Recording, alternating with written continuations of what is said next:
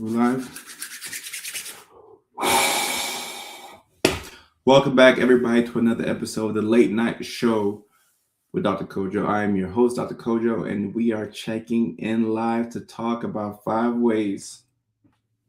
Well, this is 10, but just imagine that these two hands represent 5. All right. 5 ways that autism can look like social anxiety. All right. So we have a great topic lined up for y'all tonight. I got my 5 ways. I have my list, and I can't wait to let you know what I have. As we get started, go ahead and let me know what your name is if I can't already see it and where you are checking in live from. We have an international audience. We have people checking in from all over. I got my boys and girls from Australia. I got my boys and girls from United Kingdom. I got my boys and girls from Canada. I got people in the United States here, the home team, but we have people in Africa as well, all over the great continent of Africa. So I'm excited to get started. Go ahead and let me know where you are checking in while I rattle off the announcements and the different things that I say at the beginning of the live stream. We have our moderator, Leilani, checking in from New York. We also have somebody else checking in from New York. Speaking of New York, I will be in New York City June 18th. That's a Thursday nighter. All right. On a New York Thursday nighter, I will be in New York City at Rodney's Comedy Club. All right. The big neurodivergent comedy world tour is already underway, and I cannot wait to see you all in New York City. That's June 11th. I think I said June 18th. My bad. That's June 11th. June 18th, we're in Chicago, Illinois. So let me get some fresh air in here. There we go. June 18th, we're in Chicago, Illinois. So just wanted to say that. New York City, we're coming your way June 11th, Rodney's. And the very next tour date is going to be Nashville, Tennessee. That's May 31st. All right. So the first show is already sold out in Nashville on that Tennessee Sunday night. But we added a second show in Nashville, Tennessee. So I'm looking forward to having fun with y'all in Nashville, Tennessee. We had so much fun this past weekend in Houston, Texas. Houston has my heart forever. And I couldn't think of a better place to kick off the tour than Houston. And I'm so excited to be moving on to Nashville, Tennessee at the end of May. Nashville, Tennessee at the end of May. We have Tabs checking in from North Carolina. Love my content as a late diagnosed autistic woman. Well, guess what? You're in the right area. If you're late diagnosed, you are in the right area. We got love from St. Joseph, Missouri. East Texas in the house. Jordan Smith checking in from Kentucky. Jordan, thank you for your attention. Thank you for checking in from LinkedIn. I love to see people checking in from LinkedIn because people don't know that you can actually watch live streams on LinkedIn. So Dr. Smith, thank you for checking in from Kentucky. I appreciate you. Las Vegas, Nevada, Utah, Kentucky in the house. Julio, the Nashville show is coming quickly. It's coming quickly. Houston snuck up on me. I blinked my eyes and I was in Houston, Texas, and I was on stage. And I was hanging out with my people, my neurodivergence.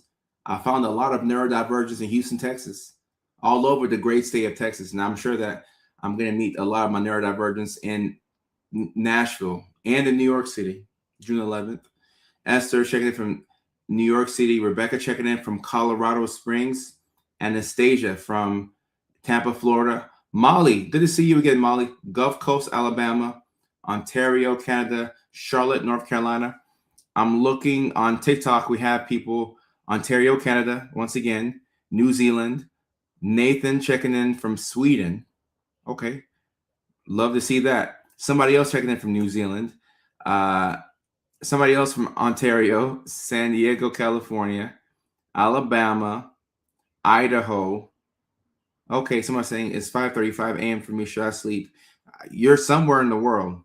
And if it's 5:35 a.m. and you haven't gotten any sleep and you have to get some sleep, I just want you to know that my live streams can be watched after the fact on 3 different platforms. I don't know why I say 3 and I put up 6 fingers. 3 different platforms you can watch my live stream after the fact that I know for sure. Facebook, Facebook, YouTube, not Snapchat. Facebook, YouTube, and Kick. Facebook, YouTube, and Kick are the 3 platforms where you can watch my live stream after the fact. All right. We have Hattiesburg, Mississippi, checking in Nova Scotia, Canada, Northeastern Texas, London, Sarasota, Fayetteville, Arkansas. I live on Long Island, New York, but only 30 minutes away from the city. Okay. I hope to see you at the show. And if not, spread the word. Let's get your people from New York City to come on out to the show. We have somebody checking in from Italy. Isn't that so exciting? Italy, Canada, Los Angeles, Kentucky, Jacksonville, Florida. People checking in all over to hear me talk about 5 ways that autism can look like social anxiety. It's going to be a great live stream. I see Louisiana, Houston, Texas in the house, Bentonville, Arkansas. Okay, the home of Walmart. Louisiana, but in Houston. Kayla, that's what's up. People checking in from all over. Atlanta, Georgia, Houston, Texas. All right. Look at you, Doc. Worldwide fame. I love this for you. No, all credit to the people. My goal is not to become famous. My goal is to find my people and to post my content. Well, obviously, I'm already famous, but my goal is to connect with my people. And anybody who has any type of vested interest in all things neurodivergence or mental health in general, those are my people. Those are my people. So whether you're late diagnosed autism, whether you were diagnosed with ADHD at the age of 6, whether you were diagnosed with bipolar 1, 2, schizophrenia, schizoaffective, whatever the case may be, anxiety, PTSD, CPTSD, you are my people. And look, we have love from all over the globe. All over the globe. I appreciate y'all. And Jonathan, you're right. The crowds will get bigger and bigger. The live streams are getting bigger and bigger. And the crowds for the stand-up comedy is getting bigger and bigger. We sold out the first show in Houston. We sold out the first show in Nashville, Tennessee as well. And we're looking to sell out the second show in Nashville. So there's nothing more fun for me than laughing with my people and talking to my people on stage. Like I said, I cannot wait for Nashville. It's going to be so great. Kelly is saying, you're the first Psych NP I ever seen scrolling one day on IG. I'm in Psych NP school because of you. Kelly, I appreciate you. Look, when it comes to mental health awareness, it's not just Dr. Kojo. You're going to need more than just Dr. Kojo, all right? You're going to need more than just me. So we'll need other people going into the field to help me out.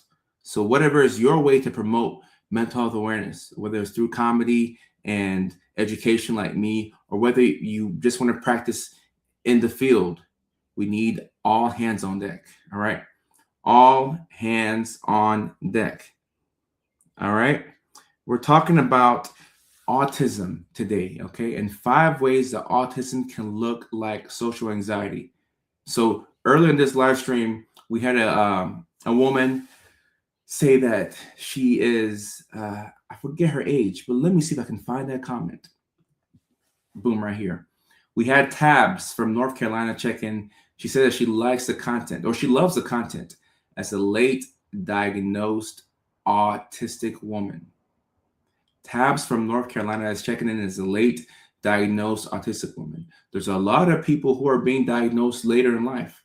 And there are many people right now who are actively seeking an autism assessment to find out if they have autism or not. And one of the reasons why is because a lot of us are misdiagnosed or underdiagnosed. So when you get an inkling, all right, all you need is an inkling, guys, an inkling. That's smaller than a hint, an inkling. When you have an inkling, what a funny word, that you could be on the spectrum, then you start to seek out all this information. You start to seek out an official assessment. And when you get the diagnosis, you ask yourself, why did people miss this for so long? Like I'm 31, 41, 51, 55, 65, 25, 45. Why did people miss this diagnosis for so long? And one of the reasons why is because autism can look like many different things. Autism sometimes can look like bipolar disorder. Autism can look like ADHD. Autism can look like personality disorders. Autism can look like depression. Autism can look like social anxiety. Autism can look like generalized anxiety. Do y'all see where this is going? Do I have to continue? Autism can look like schizophrenia. In fact, a lot of the same drugs that we use for schizophrenia, we also use them sometimes for autism. So this is where the expertise of a mental health professional comes in clutch, right? This is where Dr. Kojo comes in to shoot my free throws. I'm coming in with the education to let y'all know what's up, to let y'all know what is up, all right? So today, obviously, we're talking about social anxiety, but keep in mind, autism can look like many different things. Yeah, Victoria, it can look like schizophrenia. It can look like schizophrenia. Sometimes you can look, schizophrenia is a thought disorder. Okay. Schizophrenia is a thought disorder. It means that you struggle to organize your thoughts, and it's hard to figure out, like, processing things. It's hard to understand what is real and what's not real, so on and so forth. All right. So with autism, sometimes you can experience psychosis within autism, which is a break from reality, especially when you're living in a world that's not designed for you. If y'all are, my OGs on this live stream, you've heard me say that every neurodivergent needs some type of external support. Every neurospicy, that's you, that's me, that's whoever. We all need some type of external support. And when you go too long without that support, bad things can happen. Cough, cough, neurodivergent burnout. Cough, cough, skill regression. Cough, cough, chronic illnesses. And Jasmine, I appreciate it. I'm rocking the white today. I like this look. I wasn't sure what look I was going to rock with today, but then I put on the white. I said, I like how I feel in the white. I like how I feel in the white. And Dr. Smith, I would love to come to Cincinnati. I would love to come to Cincinnati, to come to Columbus. I would love to come to Ohio and do stand-up comedy and meet my neurodivergents over there. Apparently, it's a lot of y'all out there in the Kentucky, Cincinnati area. So I'm looking forward to seeing y'all. Hey, Calvin, we're live 2 days in a row. And yeah, a lot of times people think that they have bipolar disorder when it's actually autism and or ADHD. And in this situation, it looks like Calvin has autism and ADHD, and he thought it was bipolar. And that's a very common story. Very common story. I look angelic. Okay. I feel angelic. Now, like I'm not like, like an actual angel. I'm just a human, but I feel angelic. Like I feel ethereal. I hope I'm using that word correctly. Ethereal. I hope I'm using that word correctly. If not, we'll make that word mean what I want it to mean. All right. So here is my list. Here is my list of the 5 ways that autism can look like social anxiety. Let me pull up my list here. Let me see what I have. Number 1. Where's my notes? I have 1,000 notes, guys. I'm actually, it's like 3,000 notes.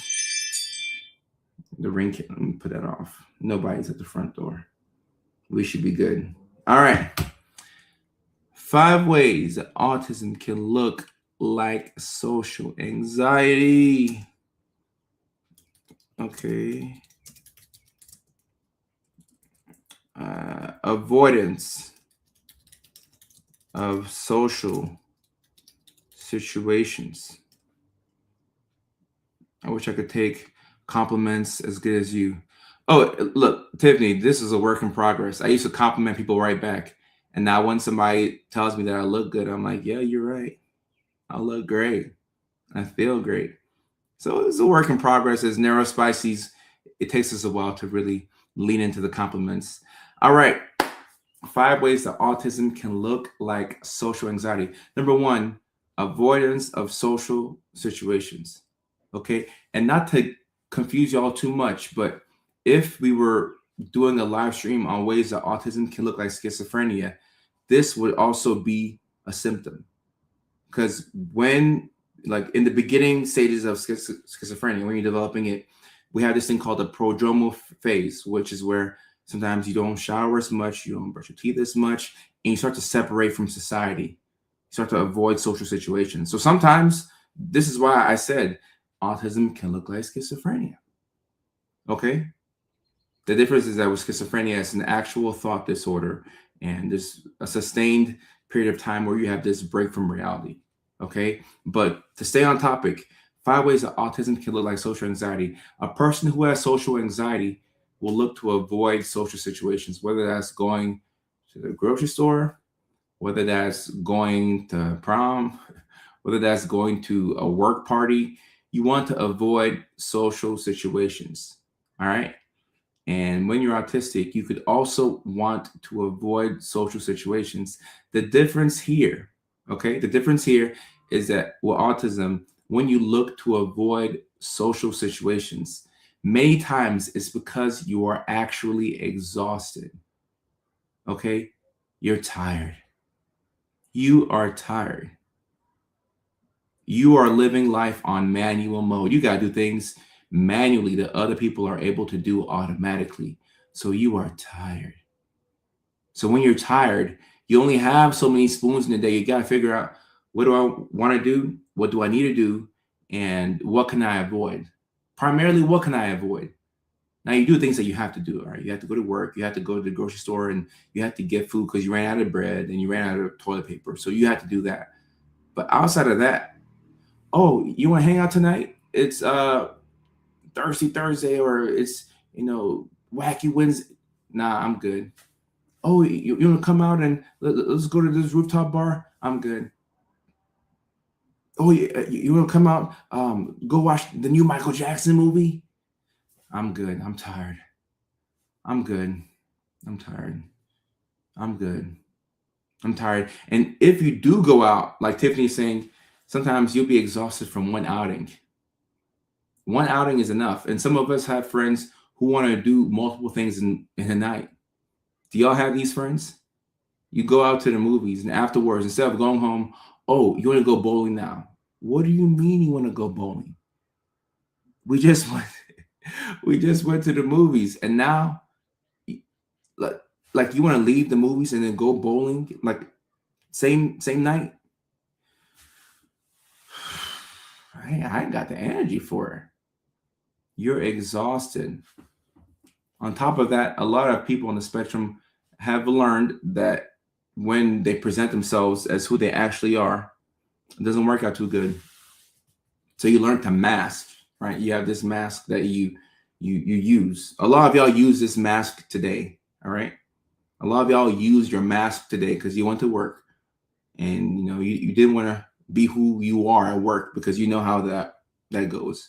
So you use your mask, you went to work, you did what you had to do. Now you're back at home. You took the mask off, and you're watching this live stream, and you live a life. All right. So in order to go back out of the house, you got to put the mask back on, but you already put the mask on the shelf.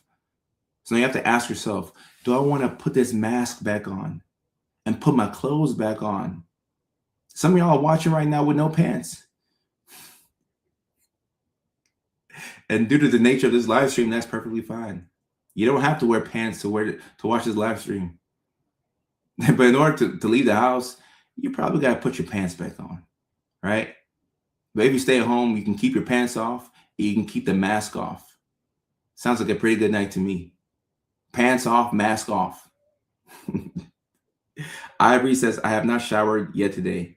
Right. If you leave the house, normally take a shower, depending on where you're going. So it takes work to leave the house. All right. So when you avoid social situations, it can look like you have social anxiety. Now, all right, you could have autism and social anxiety. All right. You could have autism and social anxiety, but for the purposes of this live stream, it's either or. Okay. Adam says, Kojo ain't got no pants. No, I got pants on. I'm not free balling today. That was last night's live stream. You missed it. I was free balling yesterday. Not today though. Yesterday was the free balling live stream. That's on Tuesdays. uh, drop the mask, drop the pants, and do a stim. Right, right. Do a stim dance. You know, we're dancing, we're free balling, we're having a good time. We are having a good time. So the first way that autism can look like social anxiety, avoidance of social situations. Okay, and I think we spoke about this last night in regards to how comfortable we are being by ourselves. A lot of us don't need like we can entertain ourselves. Like we're perfectly fine at home.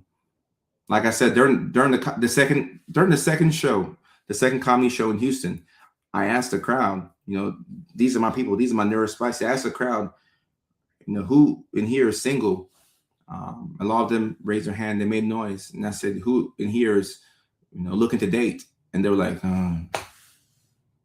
they were single and content and on the spectrum, or had ADHD. A lot of us don't want to be bothered. We don't want to be bothered. So if we avoid social situations, we can be at home and we can be comfortable and not have to do with it. Like we ain't got to deal with anything. We can just be at home. Oh yeah, Tuesdays are the free balling days. Tuesdays is for free balling. Tuesdays is for free balling. Free balling. Free balling. I've been single for 7 years. Someone will have to tap me on the shoulder, kind of thing. Look, a lot of us on the spectrum are perfectly fine with being by ourselves. So to leave the house and to go into a social situation, it can be a lot. It can be a lot. It's a lot. It's a lot, guys. It's a lot. And I'm free balling.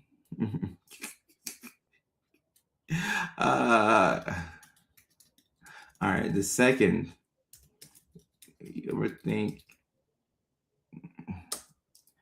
All right, free balling. You already singing it? Perfect.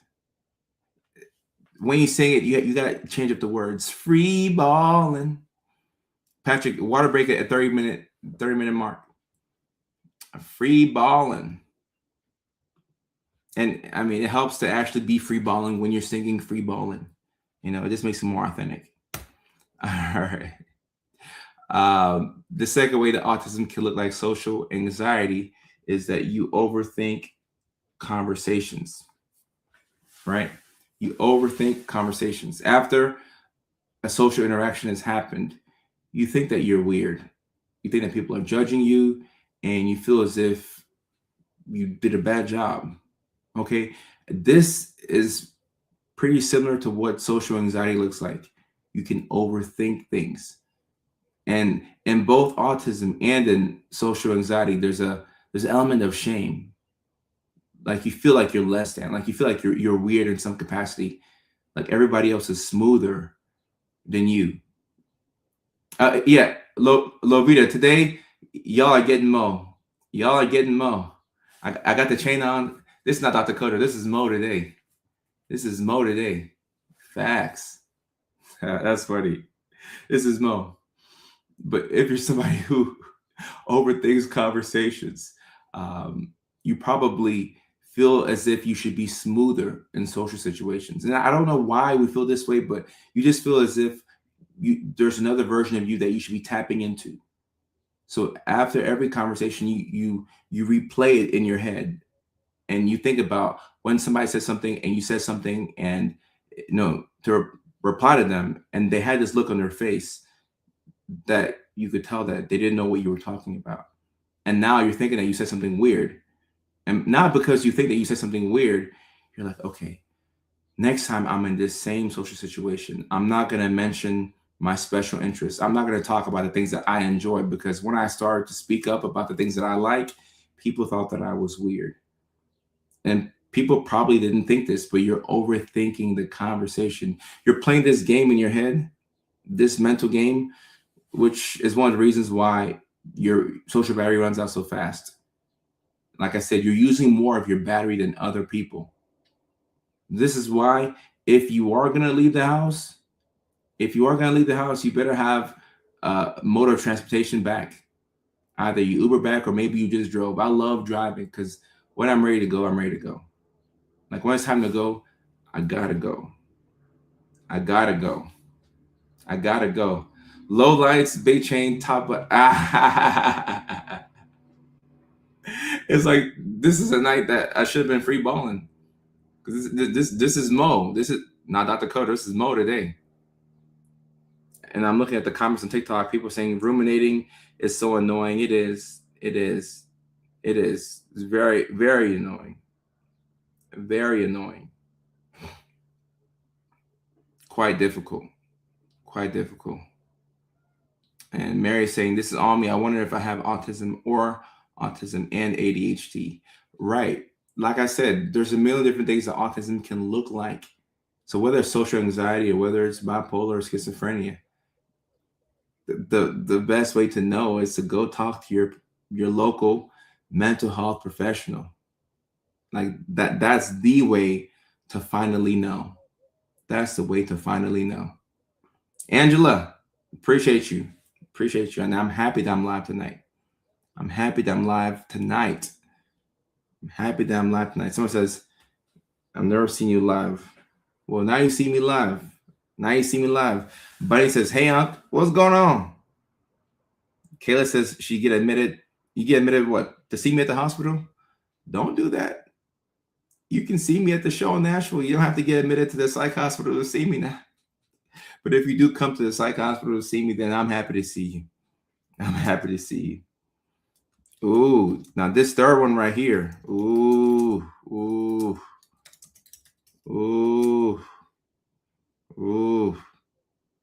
Number 3, third way that autism can look like social anxiety.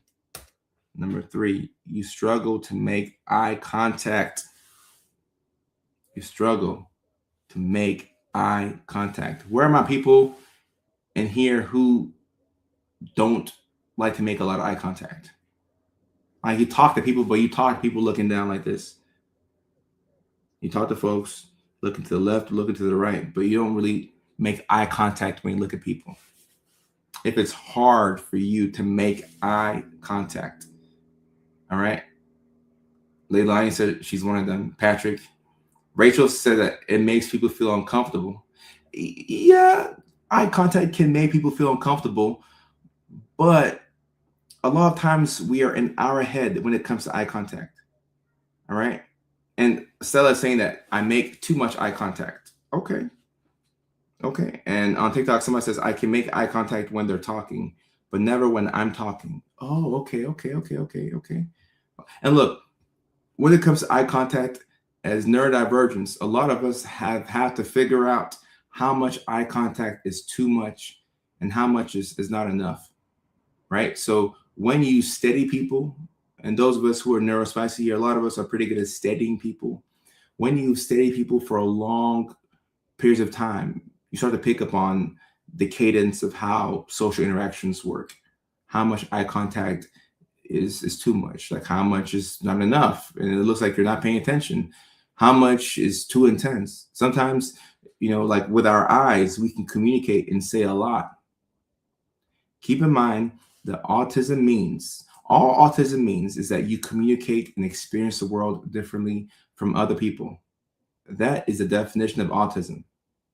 I know a lot of people think that autism means you have Down syndrome. That's what a lot of the general public thinks, but that's not what autism is. Autism just means that the way you communicate with the world and the way you experience the world is different from how other people communicate and experience the world, right? So if you communicate differently, you probably use your eyes for different things. Eyes are powerful. You can give somebody a look, a single look, and that look can say, hey, it's time to leave. Like a look like it's time to leave. It's time to go. You can give somebody another look which says, I'm flirting with you. Like this kind of like looking at somebody like for like a half a second, which feels like a long time. If you're trying to flirt with somebody, you're using your eyes. You're like, ooh, I hope she's seen me. I hope she see me over here free balling. I'm trying to free ball for her. I'm free balling for you. You can do a lot with the eyes. People can see that you have pain in your eyes. You can use your eyes to communicate and convey disgust. The eyes are a very powerful thing. A very powerful thing. Eyes, eye contact. But it can be so difficult for us to make this eye contact. And if you're dealing with social anxiety, a lot of us will make eye contact because we're shy. With autism, I figured out that a lot of us just don't know how to use our eyes or what we should be doing with our eyes. It's tough. Like eye contact can be intimidating. And Tiffany's saying, I've learned to look at their nose or lips. 10 seconds in, 20 off. Yeah, this feels very autistic right here. This feels very autistic, Tiffany. I'm not diagnosing you. I'm just saying, like, you've broken it down to a science. Like, all right, I'm looking at their eyes, lips. Okay, now I'm gonna look up in the air for a little bit. Okay, now I'm looking at them again. All right, okay, now I can look away.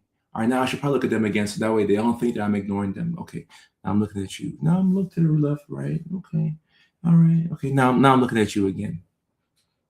It's a lot. It's a lot. And someone on TikTok says, your flirty eyes is me when I don't have glasses. Right. Sometimes when you don't have your glasses, it can look like you're trying to flirt. Because you're squinting like this, like, you can't see. The whole time the other person is thinking, are they flirting with me? Are they trying to shuck me? Are you flirting with me? Or do you just have poor eyesight? Which one is it? Which one is it? And to be saying, I'm already diagnosed. Okay, yeah. Well, that's quite an autistic feature. Quite an autistic feature.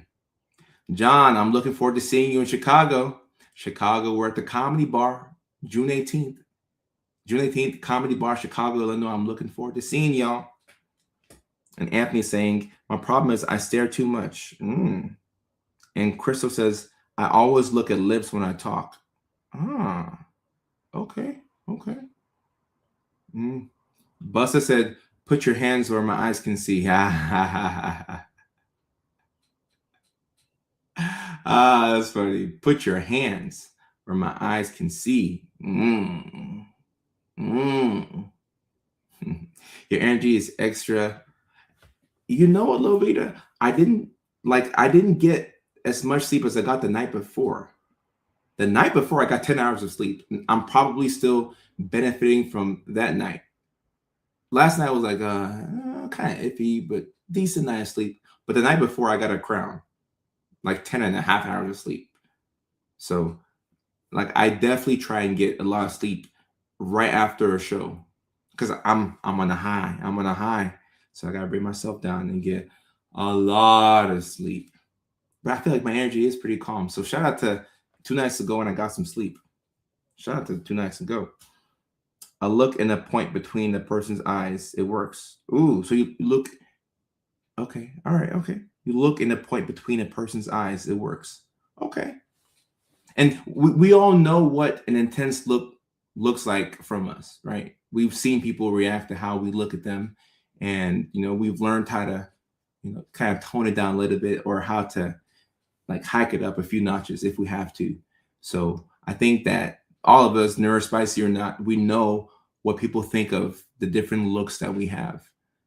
And when you have social anxiety, the shyness will make you look away. And you can be autistic and shy as well, but with autism, I figure that it's difficulty with knowing how to use your eyes. Because you can just be looking at somebody, but people will think that you're trying to convey a message. You're like, no, I'm just looking at you. Okay. I'm just looking at you. I don't want you. You might think that I want you. I'm literally just looking at you. Yeah. When was I diagnosed? 26. And I take, yeah. I take my medications. I need my medications. Carla, shout out to Houston. Y'all were amazing. I keep saying it over and over again, but y'all were an amazing crowd in Houston. Y'all were an amazing crowd. And like I said, we sold out the show. So I wore the gray sweatpants.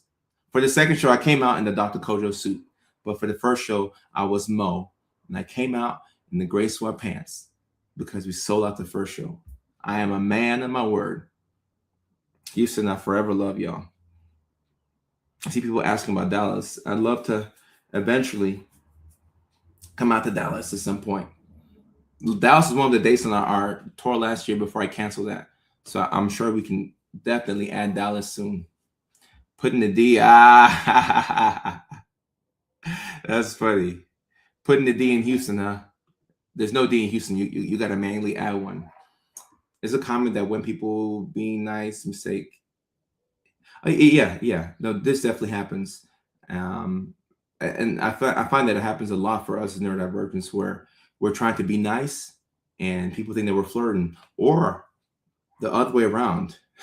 We don't talk about the other way enough, but you have it to where you're trying to flirt and it looks like you're being nice, which is equally as frustrating.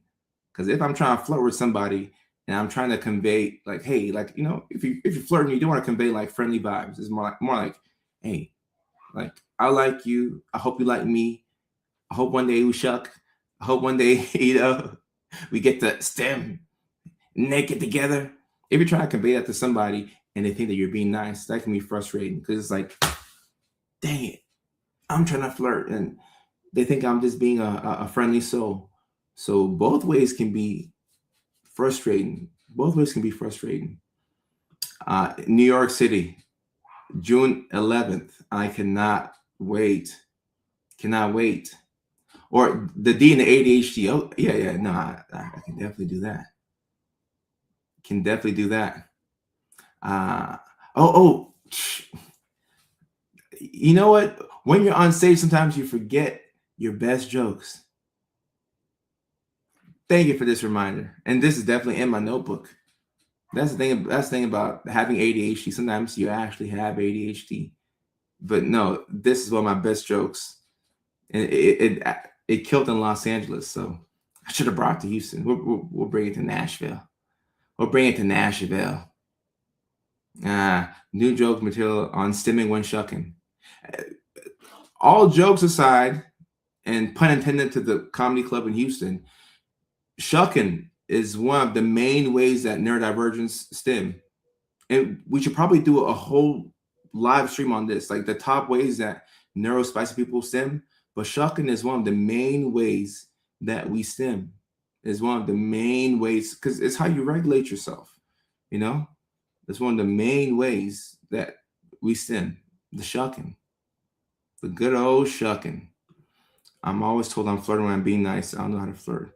Yeah, it's something that you normally need a mask to flirt. That's what I found. When you have the mask on, the flirting would work. But when you flirt as yourself, it's like, this ain't working. This ain't working. Can somebody explain what shucking is, Danielle? Can a kind soul explain? Can a kind soul explain shucking? Watching other girls who are non-autistic flirt is just as comical as watching Animal Planet birds or bugs' main habits. Look, and if we're talking about flirting works best when the other person likes you, because then you can do the most corny thing and it still works. So, like, the recipient of the flirting is a big factor in all of this. Shucking is the Mickey Ficky. That's correct. Shucking is the Mickey Ficky. Smashing.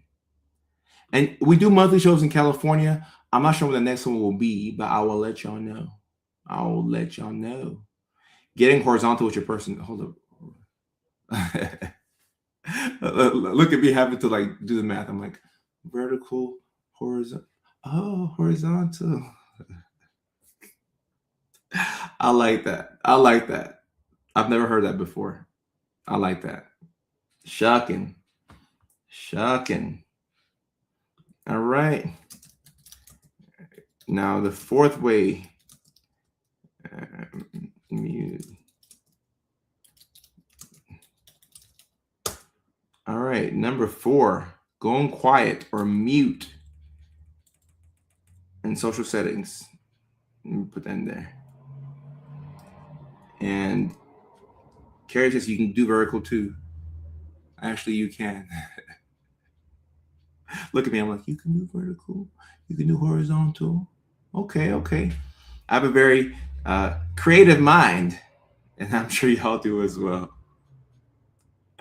Oh my goodness. Mickey Ficky. Number 4, you go quiet in group settings. All right. Many different reasons why you can go quiet in social settings. Now, if you have social anxiety, you could be afraid to say the wrong thing. All right. When you have social anxiety, you worry a lot about what the other person will say, what other people will think, what they'll do. So when you worry about this, you end up not saying anything. All right. You don't want to say anything at all because you could say the wrong thing. And there's no wrong or right thing, but you worry about saying something to piss people off or maybe not the correct thing in your opinion. So you can go quiet or you can go mute. And if you're autistic, you can exhibit these same behaviors and tendencies if you are overwhelmed. All right. A lot of social situations can overwhelm you, right? It can overwhelm you. And when you're overwhelmed, it can be difficult to communicate verbally. So depending on what is contributing, to you going quiet or mute, it could either be social anxiety or it could be autism, right? And if you are in a social situation and you're finding it hard to talk, right? Whether it's selective mutism or it's a verbal shutdown, whatever you want to call it, if you're finding it hard to talk, the key to producing words is self-regulation. However best you can regulate yourself. All right. So when you're in a social situation and you're overwhelmed and you want to talk, but you can't say anything because you're dealing with sensory overload, maybe you have one of those fidget spinners. Maybe that can help you regulate yourself. Maybe you can stim that way. Maybe you can flap your arms. You can stim that way. A lot of times people are hesitant to flap their arms in public because it's not quite socially acceptable. And you worry about what people will say. It's like, oh, people are watching me like flap my arms. It's kind of weird. So however best you can regulate yourself, that's the key to helping you produce words. And in public, you cannot shuck in public to stim because you can go to jail for indecent exposure. But if you need to know how shucking is stimming, anything that is done to regulate yourself, especially things that involve movement, can be considered as stimming. So shucking is one of the main ways to regulate yourself. But the key that I found is that sometimes you can regulate yourself through a hug. I wish young me would have known that. Young me didn't have to shuck so much. Like a lot of times when, I thought I was horny, I just needed a hug. Just a regular old hug. Just a regular old hug. Would have got the job done. You didn't have to shuck her and her and her. You didn't have to do all that. Yeah. Was it fun? Yes, but still, you didn't have to do all that. You didn't have to do all that. I've been working on my habit of going mute by joining live panels on TikTok. As well as going live myself and talking to strangers. Right. Guys, once again, with practice, you get better. So if you put yourself in uncomfortable situations, especially as a neurodivergent, you got to give yourself a lot of credit. A lot of credit. Especially scenarios where things are uncertain and you don't know what's going to happen next. Yes, you give yourself a lot of credit. A lot of credit. And yet, this is my favorite vocal sim right now. Yee! This works provided you're able to get the words out. Definitely works. Looking for love in the wrong places sometimes. Yeah. Facts. And Gary, you're right. Sometimes a hug will make you horny and you'll go the wrong way. And I'm like, oh, this wasn't the plan, but now I guess we got new plans. Regulating yourself. All of us should have a a playbook on how to regulate ourselves. Okay, and the healthier your methods for self-regulation are, the better you tend to do. Okay, so the healthier, you're able to find ways to bring yourself back to equilibrium or as close to it. Like, you tend to do better. Tend to do better. And Anthony says, shucking to manage ADHD. Anthony, yeah, facts. Lafayette says, I need a hug. Well, virtual hug. Are you neurodivergent? Nina, of course I am. Of course I am. I'm very neurospicy. Very neurospicy.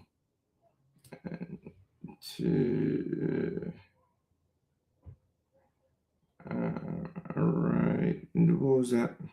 We got text back.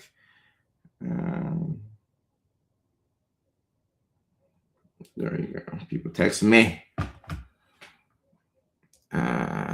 Lafayette, I hope you got that virtual hug. I hope you got it.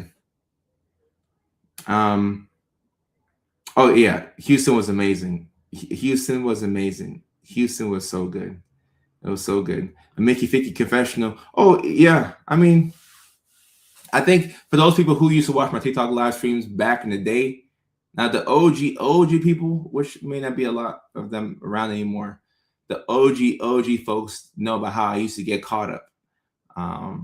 And unfortunately or fortunately, I don't date nearly as much as I used to back in the day. Like now, it's just a bit more complex. But back in the day, yeah, I would be caught in some less than ideal situations that I had to navigate as a Mickey Ficky. So thank the Lord that I've been able to navigate. Roxanne says, I can see pre-married me who did chucking because I couldn't think of a reason of a no when ooh, I like this. I can relate. I think a lot of us can relate. You couldn't think of a reason, no. It's like, I might as well. When you should be looking for reasons, yes. I like that.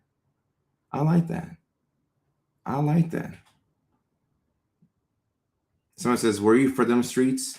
You can say that I had a residence on the streets. You can say that. That's one way to say it. Bunny's committed to monogamy. Oh no, they got you too, Bunny. They got you too. They got you too. I'm sorry. Oh no, they trapped Bunny. Damn, trapped Bunny. The monogamy monster. All right. The fifth way that autism can look like social anxiety, right here. Okay, you need days to recover after being around people. Bunny, respect. I'm happy for you. Somebody locked you down. That's what's up. You're locked down. The fifth way that autism can look like social anxiety, you need days to recover after being around people.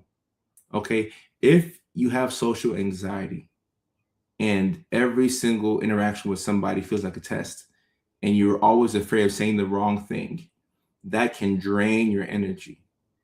Likewise, if you are neurospicy, specifically autistic, and you're masking all the time, you mask at work, you mask at school, you mask everywhere. Yeah, it can be pretty difficult to keep conversations up with people socially over and over again. So you normally need some time to recover after being around people. Okay? Lavinia is saying, I was raised religious, so the streets are not for me. Okay, I was raised religious too, but the streets recruited me against my will. But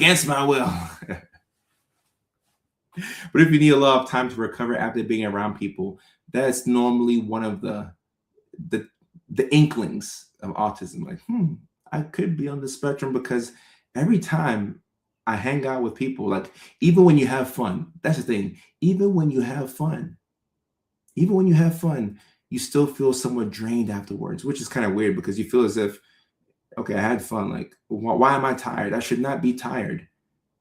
Like, I should not be tired because I had fun. Well, unfortunately, even the fun moments come at a social cost. It really sucks. Even the fun moments cost you. You have to pay for it with your energy. You got to pay for it with your energy. So what are you going to do?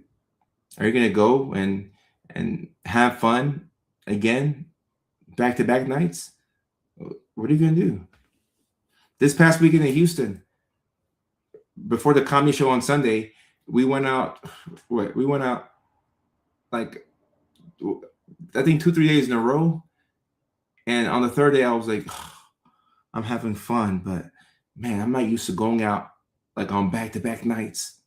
Obviously, I'm with my team and I'm with other comedians, and we're having fun. We went salsa dancing. We went to the Lakers game. Like, we had so much fun in Houston, but I was like, ooh, man, going out on back-to-back nights,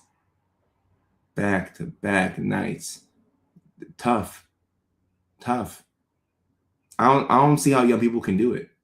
There are people amongst us, maybe not a lot here because this is a pretty narrow, spicy space, but there's people amongst us who can go out on a Thursday night and they can do it again on Friday night. They can do it again on Saturday, and they can do it again on Sunday. There are people who exist amongst us who can do that. Imagine that. Imagine that. Crystal on TikTok says, I can't. Lafayette says, hard. I love being home. Right. I imagine that the majority of us, that sounds pretty terrible. Going out on 4 nights in a row. Flower Child says, ain't no way.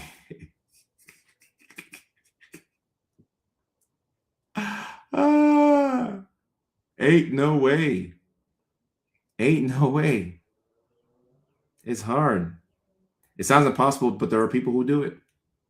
There are people who do it, guys. There are people who do it. So if you need a lot of time to recover after being around people, good chance that you could be on the spectrum. At the same time, there's a good chance that you could have social anxiety, especially if you're afraid of what people could say if you said the wrong thing, or if what people could say based off of their interaction with you.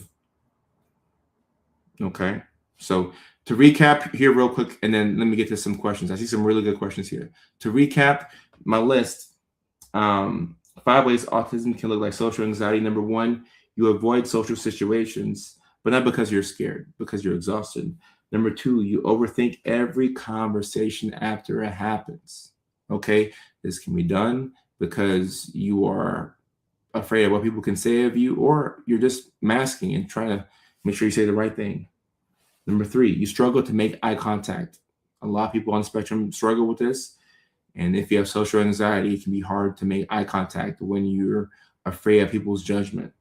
Number 4, you go quiet in group settings.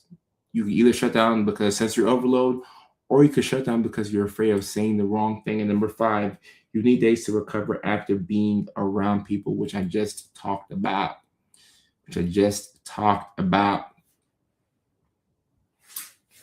Tanya says, just went on vacation with friends. Even though I had a great time, couldn't wait to be home alone. Felt. Leah, good to see you. Shout out to Leah. Leah read her poem on stage during the show in Houston. So shout out to Leah for that. That was super brave. When do you realize you're neurospicy? 7th grade. 7th grade. How to stop masking. Find spaces where you can be your most authentic self. At least have one space in your life where you can be yourself. Okay. Let me see some questions on here. What's your advice for people who are in denial of an ADHD diagnosis because they've been ridiculed and shamed for years?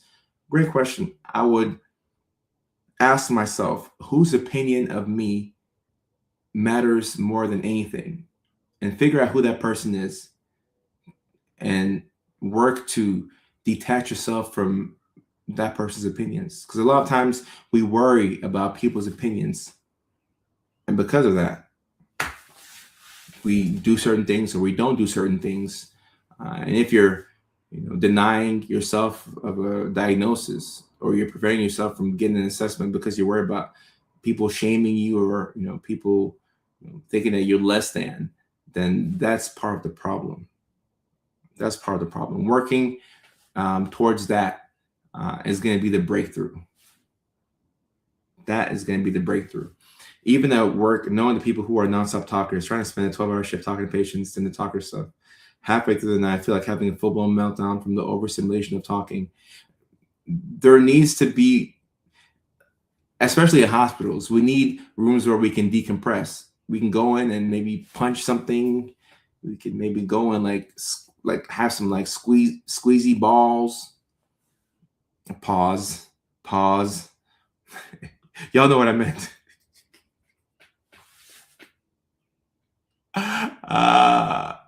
Pause. Y'all know what I meant. But like the little toys that help you regulate yourself.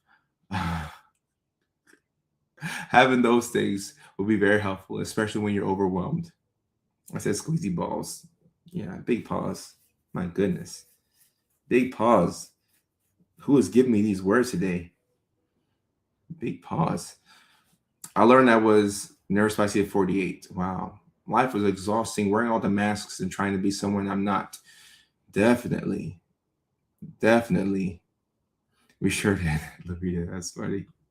What's your advice for people who have family from other countries, such as Sierra Leone, that don't believe in neurodivergence? I say do not be in the business of convincing people. One of the best things that I have done for myself is, not being concerned about other people's opinions. Like when I let go of my need for understanding, it changed my life. It truly did.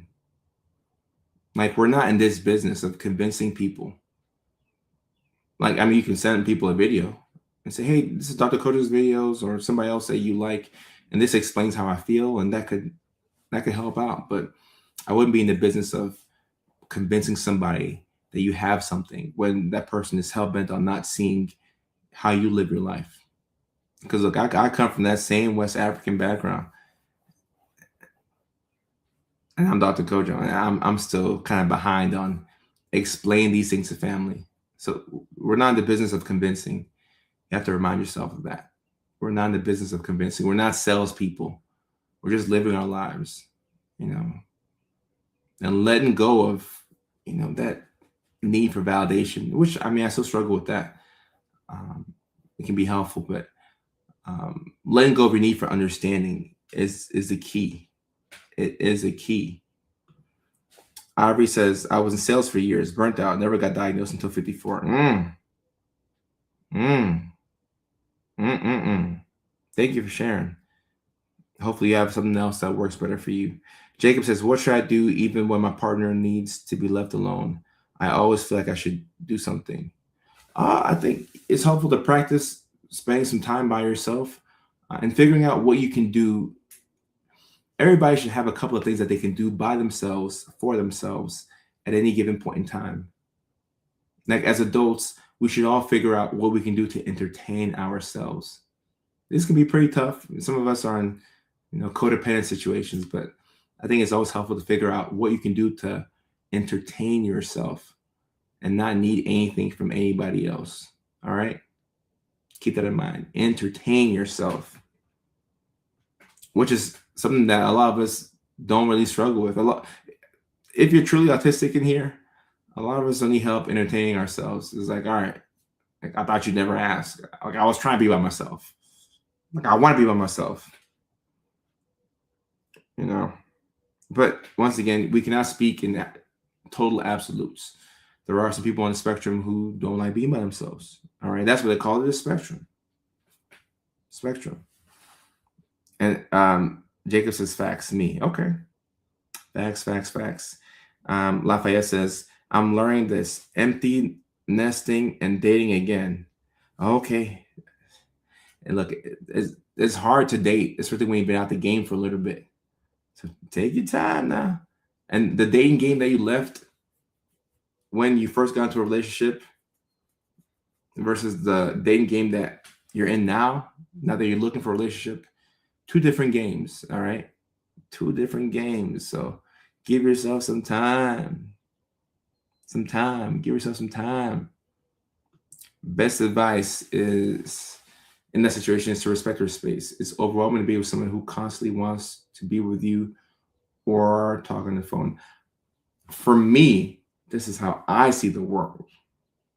But there are some people, and I've seen them. There's a couple of folks who they want to be around their person 24/7, 25/8 actually. I know y'all have seen these couples. They do everything together. Like their Facebook page is a joint page, and they're 2 in 1. And there's nothing wrong with that. There's nothing wrong with that. People who want to spend all the time with each other, I think that's a beautiful thing.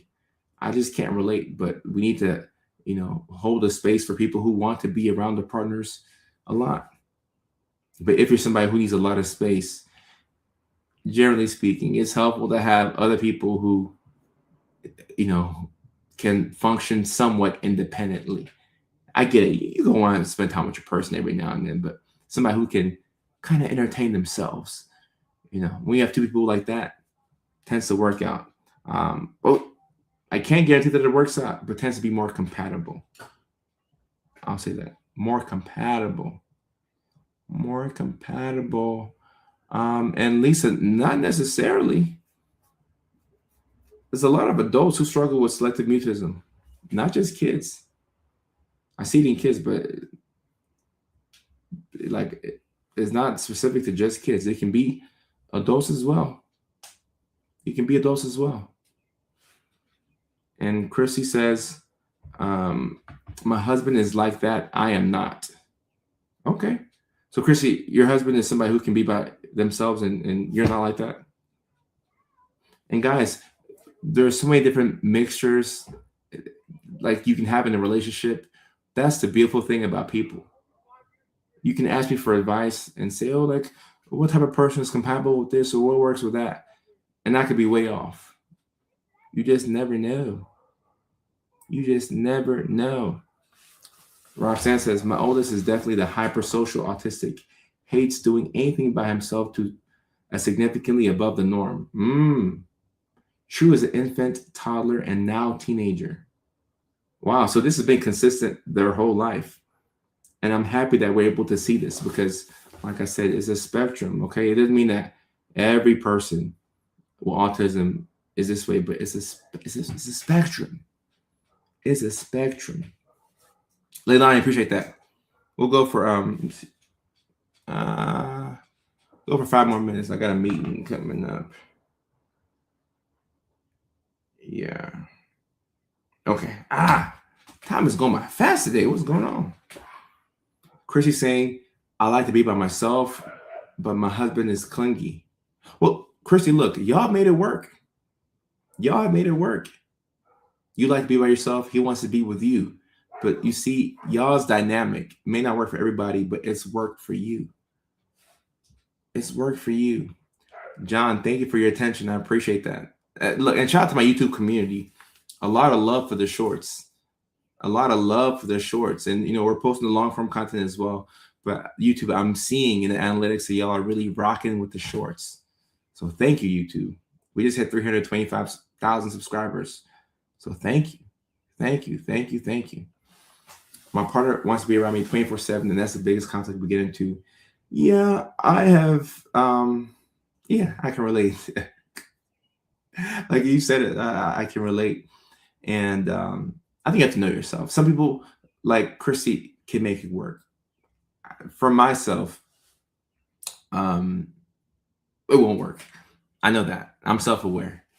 And I think it's best, like, if you know that it won't work for you, it's best to be self-aware than to drag somebody into a situation knowing that it won't work. And you try and convince yourself that it will work. Like, I know myself. I'm an interesting cookie. I like to be by myself. I like to be by myself. So like if somebody wants to be around you 25/8, it's like, no, I just want to be by myself. I just want to be by myself. I'm about to adult elope. That's funny. Happy videos on YouTube since 20. And we appreciate that. We appreciate that. I called my mom last night, but not a bad idea to call her again tonight. So, Rachel, thank you. Not a bad time to call her tonight. Getting enough time alone is a daily battle at my house. Trying to create new boundaries in a 30 plus relationship is rough. And look, thank you for this comment right here. When you've been with somebody for a long time, it is hard to create new boundaries because you know what boundaries are? Boundaries are standards. And the way you enforce a boundary is by telling somebody what the boundary is and not budging on it. And if they don't, hear you out, then normally you remove something. You remove some sort of access to that person. But when you've been married for 30 plus years, it's like, you tell your partner, hey, I need me some alone time for the month of May. And they're like, yeah, sure. You said that the past 5 May. Like, I don't believe you. So it's hard when you've been with somebody for a long time. It's hard. It's hard. And in the skit, no, I did not fall down.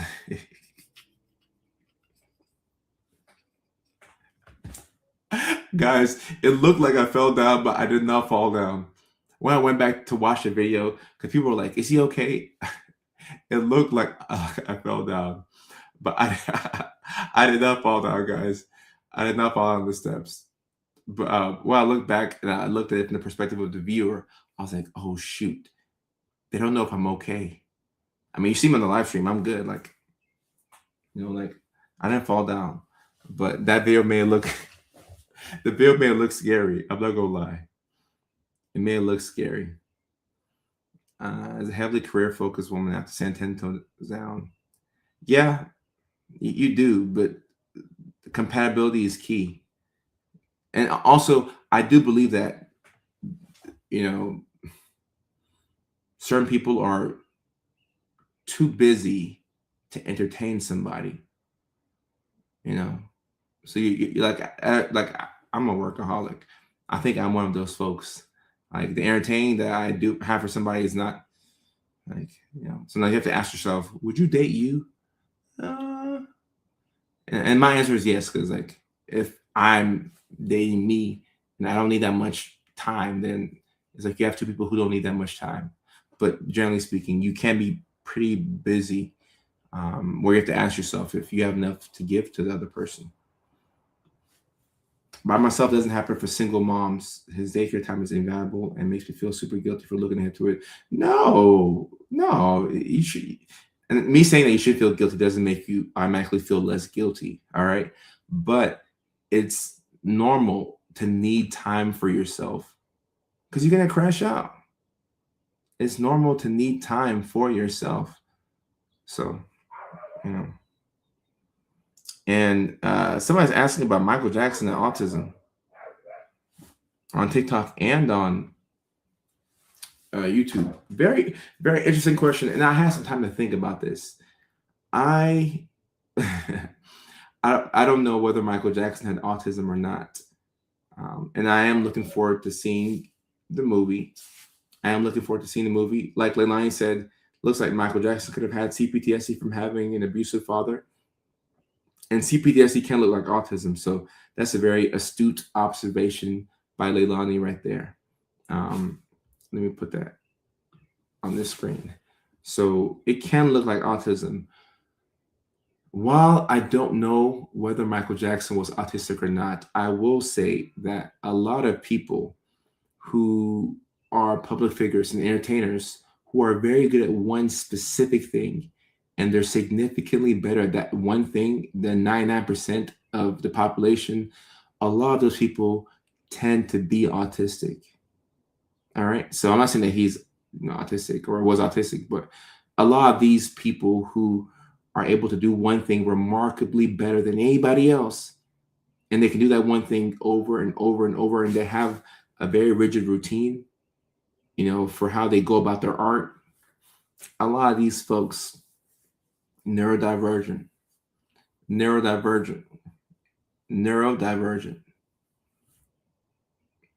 Like, I mean, who am I to diagnose somebody who's not even alive? But if I was a betting man, I'd bet, on Michael Jackson being some type of neurodivergent. I really would. I really would. I really would. I believe Michael Jackson was autism or asexual. What does that mean? Asexual. What does that mean? I'm learning new words today. Even with a partner that by myself, if you're the chosen parent, then the main care can be impossible. I used to try and put myself in the room for timeout. He slammed his body repetitively at the door till I had to open it. Yeah, like it's. I mean, for parents who are like the primary parent, it can be very difficult to find time for yourself, and sometimes, some days it's impossible. Like I know some days it's just impossible. So you've got to be kind to yourself. And kids can be very tough, especially if you're neurospicy. You're raising neurospicy kids. You're both dysregulated and trying to figure it out. So you have to give yourself a lot of grace. Give yourself a lot of grace. A lot of grace. Marjorie says that me time was so important. I was a single mom for 5 years. It's much healthier to take that time for yourself to recharge so you can be the best self for your kid when they are with you. Yeah, I agree. There should be no shame when it comes to taking time for yourself. No shame when it comes to taking time for yourself. And Michael Jackson was asexual. Okay. Did not know that. But like I said, I have not seen the movie. I'm looking forward to seeing the movie. Obviously, maybe the greatest entertainer of our time. So I'm very excited to see the movie. I hope to see it this weekend with my sister. Michael Jackson. All right. Let me see. We're wrapping up the live stream. We're gonna head to a meeting. Regina, I appreciate that. Thank you, Regina. Thank you for your appreciation of the content. Let me see. Next live stream. I know we bumped up tomorrow's to today.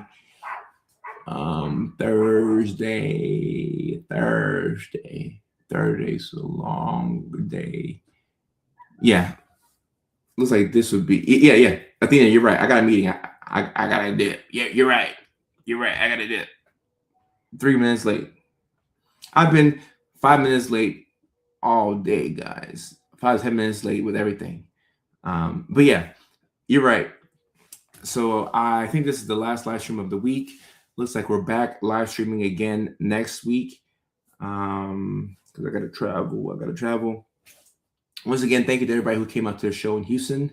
The next show on the big Neurodivergent Comedy World Tour is going to be in Nashville, Tennessee. That is May 31st. 2 shows. First show is sold out, but we still have tickets for the second show. After that, we're going to be in New York City, June 11th at Rodney's Comedy Club. June 18th, we are in the amazing Chicago, Illinois, June 18th. So June 11th, New York City. June 18th is Chicago, Illinois at the Comedy Bar. So yeah, I'll see y'all virtually in about a week. Next week Tuesday, and we'll get to it. So I gotta head to this meeting, but I love y'all. I appreciate y'all. Thank you for being the best. Like, y'all are the best. I could go on and on about how y'all are the best, and I'm so grateful. And I am late to this meeting, but I am so grateful for your attention. Attention is the number one currency today. And y'all watch, y'all comment, y'all share, y'all like. Thank you. I love y'all. I love y'all. All right. Do your best to get some rest. I know tonight, because I have to travel this upcoming weekend, I'm going to get a lot of sleep. I'm going to get a lot of sleep. I may get 10 hours of sleep tonight. So tomorrow, tomorrow I'm going to feel like a rock star. All right. So y'all do your best to get some rest tonight. All right. And I will see y'all next week. Take care. Love y'all. Peace.